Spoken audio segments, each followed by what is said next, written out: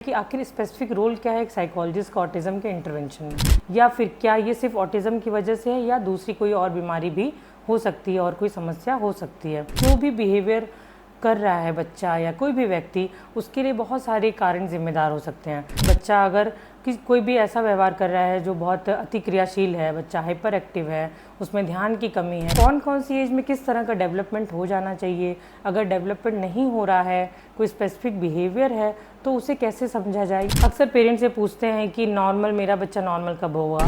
Autism को समझने में साइकोलॉजिस्ट का क्या रोल है, क्योंकि अक्सर पेरेंट्स के अंदर ये सवाल आता है मन में कि मेरे बच्चे को ऑटिज्म है तो हम इससे किससे असेसमेंट करवाएं। स्पीच की प्रॉब्लम है तो क्या सिर्फ स्पीच थेरेपी से ठीक हो सकता है। कुछ और सेंसरी इश्यूज़ जैसे तेज़ आवाज़ में डर जाना या चीज़ों को बार बार छूना, इस तरह की चीज़ें हैं तो उसके लिए क्या ऑक्यूपेशनल थेरेपिस्ट काफ़ी हैं। या पढ़ने लिखने की प्रॉब्लम है तो क्या स्पेशल एजुकेटर काफ़ी हैं। पर साइकोलॉजिस्ट का इसमें क्या रोल है? क्या सिर्फ साइकोलॉजिस्ट को दिखाने से बच्चा ठीक हो सकता है, या फिर बिना साइकोलॉजिस्ट को दिखाए हम कोई स्पेशल इंटरवेंशन ले बच्चा ठीक हो सकता है। इस तरह के तमाम ख्याल आते हैं और मन में ये कन्फ्यूजन होता है कि आखिर स्पेसिफिक रोल क्या है एक साइकोलॉजिस्ट का ऑटिज्म के इंटरवेंशन में।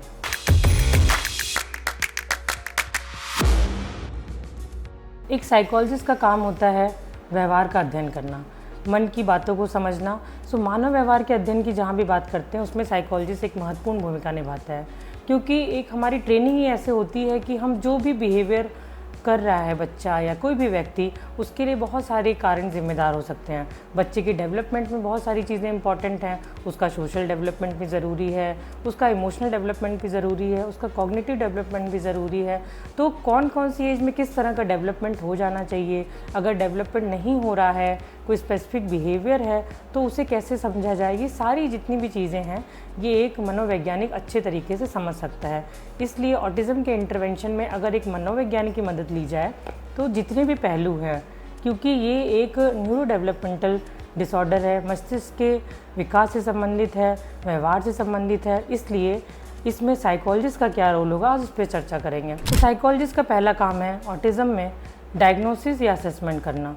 बच्चे को प्रॉब्लम क्या आ रही है, जैसे कि बच्चा अगर कोई भी ऐसा व्यवहार कर रहा है जो बहुत अति क्रियाशील है, बच्चा हाइपर एक्टिव है, उसमें ध्यान की कमी है, किसी भी स्पेशल चीज़ को उसको देने पे या किसी विशेष परिस्थिति में बच्चा चिल्लाने चीखने लगता है, अपने बिहेवियर पे कंट्रोल नहीं कर पाता, इन सब के लिए कौन से कारण जिम्मेदार हैं, या फिर क्या ये सिर्फ ऑटिज्म की वजह से है या दूसरी कोई और बीमारी भी हो सकती है और कोई समस्या हो सकती है। तो इसको समझने के लिए पहला काम क्या करेगा साइकोलॉजिस्ट, असेसमेंट करेगा सारी चीज़ों का, जैसे कि केस हिस्ट्री लेना कि अभी तक का बच्चे का जो डेवलपमेंट है, जहाँ बच्चा रह रहा है उसकी पारिवारिक स्थिति कैसी है, उसका जो सोशल एक माहौल है वो कैसा है। उसकी जो डेवलपमेंटल हिस्ट्री है कि बच्चे के पैदा होने के बाद से लेकर अभी तक का डेवलपमेंटल डिले है तो कौन कौन सी चीज़ों में है, ये पूरी जो जानकारी है ये डायग्नोसिस और असेसमेंट के थ्रू ली जाती है। असेसमेंट के बाद डायग्नोसिस के लिए कौन कौन से टेस्ट होंगे जो कि ऑटिज़म में स्पेशली किए जाएंगे, कई तरह के टेस्ट किए जाते हैं, उसको भी एक साइकोलॉजिस्ट करता है। तो ये समझ पाता है कि बच्चे में जो प्रॉब्लम है उसकी सीवियरिटी कितनी है, माइल्ड है, मॉडरेट है, या फिर उसको बहुत ज़्यादा इंटरवेंशन या ध्यान की ज़रूरत है। ये सारी चीज़ें डायग्नोसिस और असेसमेंट के बाद पता चलती हैं। दूसरा जो इम्पॉर्टेंट काम है एक साइकोलॉजिस्ट का, पेरेंट्स की गाइडेंस एंड काउंसलिंग, क्योंकि जैसे ही पता चलता है कि हमारे बच्चे को ये समस्या है या किसी तरह की बीमारी, सबसे ज़्यादा पेरेंट्स उस समय परेशान होते हैं। कई बार वो गिल्ट में आ जाते हैं कि मेरी किसी वजह से ये प्रॉब्लम हुई, कई बार वो डिनाइल में रहते हैं कि नहीं ऐसा कुछ भी नहीं है, समय के साथ ठीक हो जाएगा। कई बार बहुत ज़्यादा फ्रस्ट्रेशन होता है कि परिवार में वो सारी चीज़ें समझी नहीं जा रही हैं।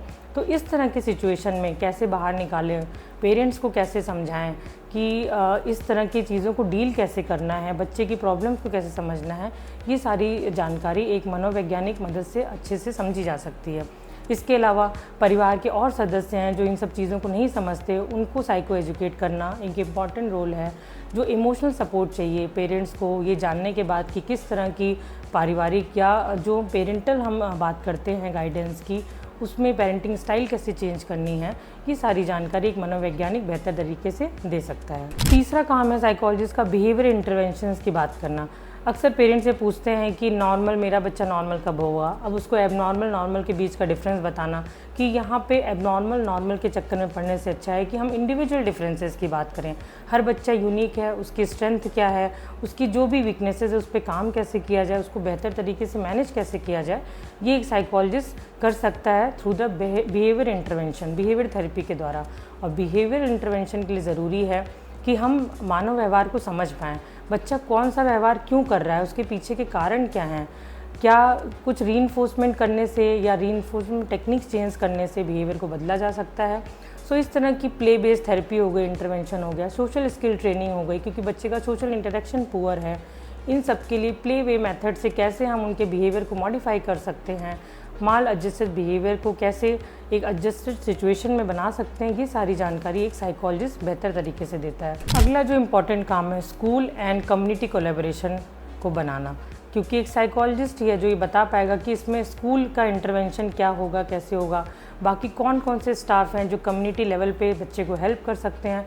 तो ये सारा टीम बिल्डिंग के बाद हम एक इंडिविजुअल एजुकेशन प्लान बनाते हैं बच्चे का, और उसे कौन कौन से स्टेप पे किस तरह की सुविधाएं मिलनी चाहिए, किस तरह का उसको मैनेजमेंट टेक्निक्स हम यूज़ करेंगे, ये सारी चीज़ें एक साइकोलॉजिस्ट जब प्लान बना के करते हैं तो उनके स्कूल या स्टाफ के साथ किया जा सकता है, उस पर हम ज़रूर बात करते हैं।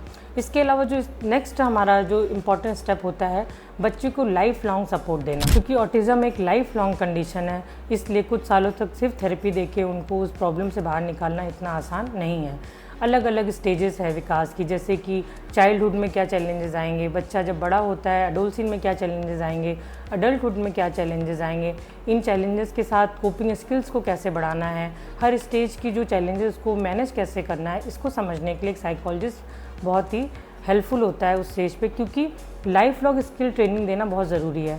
हमारा काम होना चाहिए बच्चे को इंडिपेंडेंट बनाएं उसकी लाइफ में, बच्चे को ऐसा सपोर्ट करें कि वो अपनी लाइफ को अपने हिसाब से इंडिपेंडेंट रूप से, उनके केयर गिवर हों या ना हो, उसको वो कैसे मैनेज कर पाए। इस तरह की स्किल बिल्डिंग का जो काम है वो टाइम पे एक साइकोलॉजिस्ट ज़रूर इसमें मदद करता है। अब अगला सवाल ये आता है, क्या सिर्फ साइकोलॉजिस्ट की मदद लेने से ये सब मैनेज हो सकता है? तो इसका जवाब है, सिर्फ एक साइकोलॉजिस्ट मिलके सारे काम नहीं कर सकता, क्योंकि ऑटिज़म एक मल्टी डिसिप्लिनरी अप्रोच के हिसाब से अगर उसमें चलें, एक टीम बिल्डिंग के हिसाब से चलें जिसमें टीम इन्वॉल्व है पूरी, जिसमें अलग अलग थेरेपिस्ट हैं अलग अलग चीज़ों को एड्रेस करने के लिए, speech therapist, occupational therapist, special educator, इन सब की मदद से, या फिर कोई कोमॉर्बिड कंडीशन हो तो एक साइकेट्रिक मेडिकेशन में अगर बच्चे को देना हो, मेडिकल ट्रीटमेंट की ज़रूरत हो, तो साइकेट्रिस्ट कैसे हेल्प करेंगे।